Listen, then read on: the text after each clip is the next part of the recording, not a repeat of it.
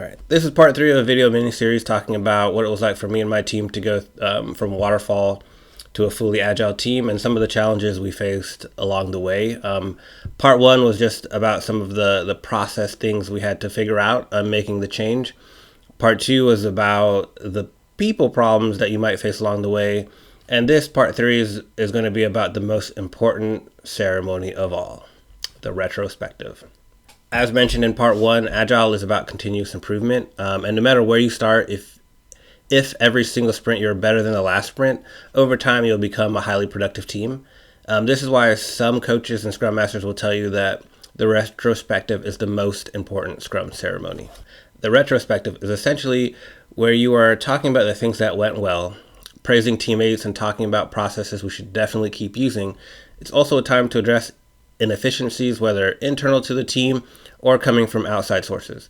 Everyone mostly understands this, and just like we did for story point estimation, we required everyone to provide feedback in the form of things we should start doing, stop doing, and continue doing. We used pointingpoker.com for this as well because they have a great retrospective capability on that site. After everyone input their feedback, we went through and read each input from every team member just to make sure we all understood what the person meant if it was maybe a little unclear.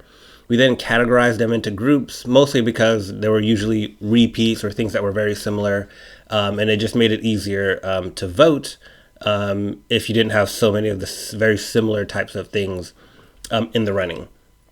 Our key to success was that we voted on the category, and whichever category won, we determined a few key actions, which often were already laid out in the individual inputs that compose the category itself. And that was a dedicated thing that the whole team was focused on correcting for the very next sprint, which was typically starting that very day. Now, this didn't mean an individual couldn't do things to personally improve the process that might have come up.